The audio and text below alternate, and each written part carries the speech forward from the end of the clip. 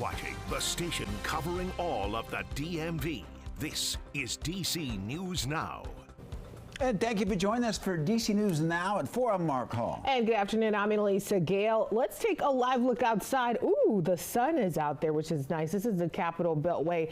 A much smoother travel day for many than yesterday. Crews are now working around the clock to clear major roads and highways and some side roads as well, while many students prepare to return to their classrooms. And Annalisa, the sun is out, but it is still cold. Let's head over to meteorologist Damon Matson with the first look at our forecast. Yeah, Mark and Annalisa, I know that sunshine may not have done a lot to bring up our temperatures here today, but it certainly has helped, at least in some way, with that melting process, cleaning up some of this snowfall, which we picked up plenty. A quick check of those official numbers that came in earlier this morning. DC, the official climate site at Reagan, 7.2 inches from this storm, the most snow we've seen in the district in one day in several years. Dulles 5.1, over toward Baltimore at BWI 6.6, and that was sort of the middle ground. On the higher end of things, just along and south of DC, we saw totals around 8 to 10 inches. Potomac in Maryland there, 8.3. Fort Washington, Prince George's County, 10.5. Dale City also at 10.5. And Waldorf certainly on the higher end, right up to that foot of snowfall mark at 11.9 inches. But yeah, today, thankfully enough, that sunshine came out and we have been relatively dry. No additional snow has fallen since last night. We do have these bands coming off of the Great Lakes across Pennsylvania, New York. A little bit of that is trying to leak into the mountains, and it will do so over the next few days. So out toward Garrett, Allegheny, Mineral counties, that's where additional snow is likely to fall and accumulate, which is why we have a winter weather advisory in place out that way through Thursday morning. So they will see additional snow. The rest of us, that's not going to be the case. However, this colder air is going to be something we all have to deal with. So how bitter cold is it about to be? And as we head toward the end of the week, is there any sort of additional snow in the forecast? We'll have a full check on that coming up here in just a bit. All right, Damon, thank you. And before you get back on the road, make sure that you've cleared the snow off of your car. We've seen plenty of drivers on the roads with snow piled on their roof or rear windows. And while there's no law requiring you wipe it off, it does pose a serious danger to yourself and other drivers. Snow can fall off and land on another car. It can also obstruct your view. And right now, volunteers across the district are working hard to help their neighbors shovel snow and spread some salt there. And Annalisa, with temperatures in many places staying below freezing, that snow may not melt or go anywhere anytime soon. Yeah, DC News Now's Randy Bass is joining us live with some of DC's youngest volunteers in Southeast Washington this afternoon. And Randy, how's it going out there?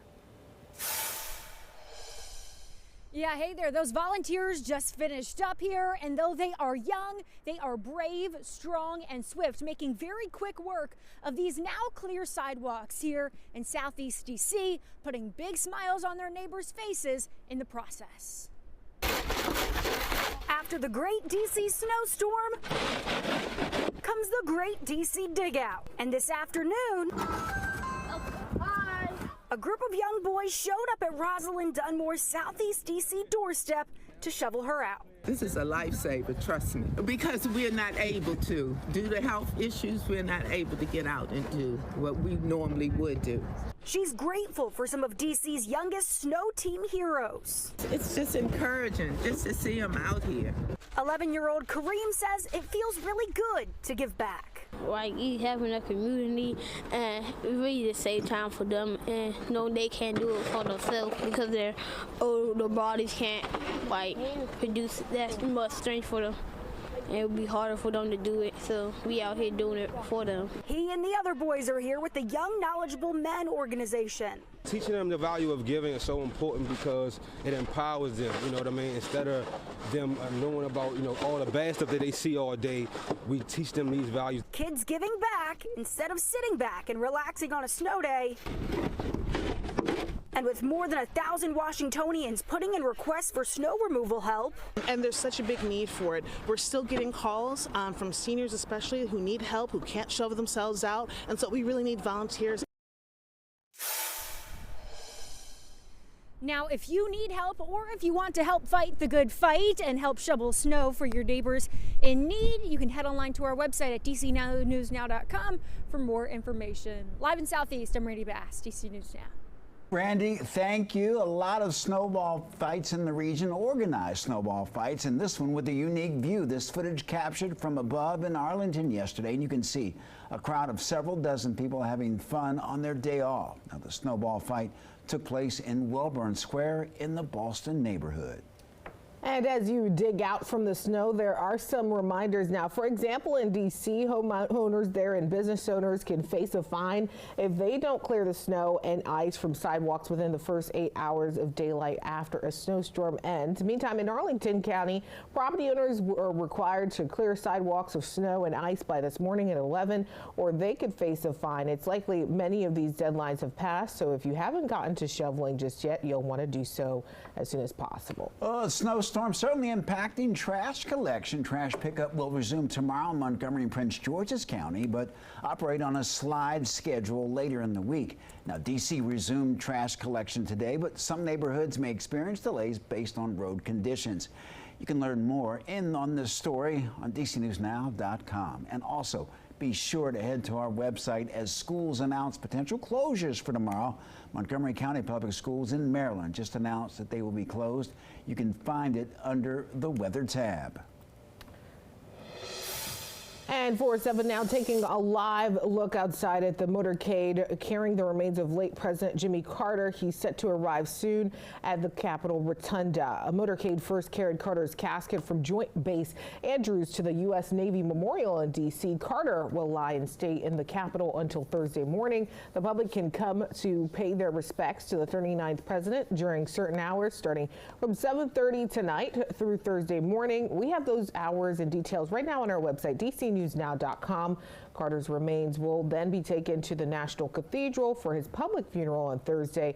We also have a list of road closures, some already underway, that could impact you throughout the week here on dcnewsnow.com. We also have details coming up in a live report at 4:45 p.m.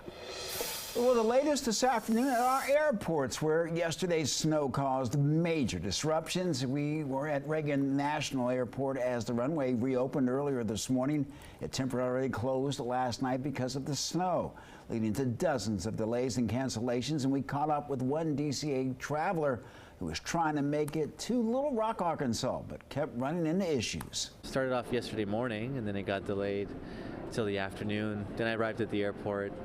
And then by the end of the day, around 9 o'clock, flight got canceled, and they said come back this morning. Came today, and then the flight this morning got canceled. Well, online, DCA and Dulles Airport say they are operating normally today. BWI in Baltimore says that numerous flights are delayed or canceled, and to check your flight status before heading to the airport. Well, developing now in Glenmont, Maryland, officials say 2 men have died in an overnight apartment fire. Firefighters say it happened at the Glenmont Forest Apartments. Investigators believe that fire started in the kitchen. In this case, we were very lucky.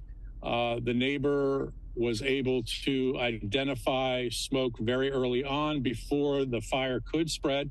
The fire was contained to the kitchen.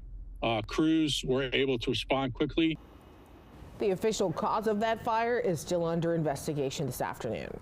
A house fire in Northeast D.C. claims the lives of 2 cats. 2 people had to be forced from their homes, and crews were called to Varnum Place near Puerto Rico Avenue around 8:30 this morning. The crews arrived to find heavy flames and smoke coming from the 2-story home and the attic. The 2 people inside escaped without injuries. The cause of the fire is still under investigation.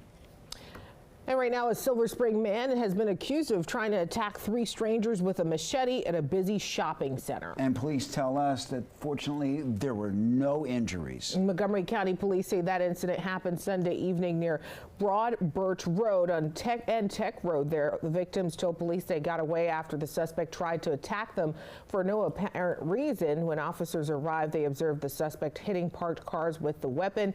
We're told the suspect was taken into custody after he tripped and fell. Michael Gomez now facing 3 counts of first-degree assault and other charges. He's being held without bond. Well, DC News Now is your local election headquarters. Right now, voters in Loudoun County, Virginia are heading to the polls. Well, today kicks off a special election for Virginia's Senate District 32 and House District 26. The polls opened at 6 this morning while snow crews work to clear voting locations. Even though county schools are closed, schools serving as voting locations will remain open to voters. And if you haven't voted yet, you have until 7 tonight to do so. Meantime, a Northern Virginia man is starting the new year as a millionaire. A man from Ashburn and his aunt, who lives in Central Virginia, are splitting $1 million after winning Virginia's New Year's Millionaire Raffle. The man bought the lottery ticket for his aunt at a gas station in Ashburn, so he then decided to split the win. She actually decided to split the winnings with him. 4 other $1 million tickets were sold in various parts of the state. Good for them.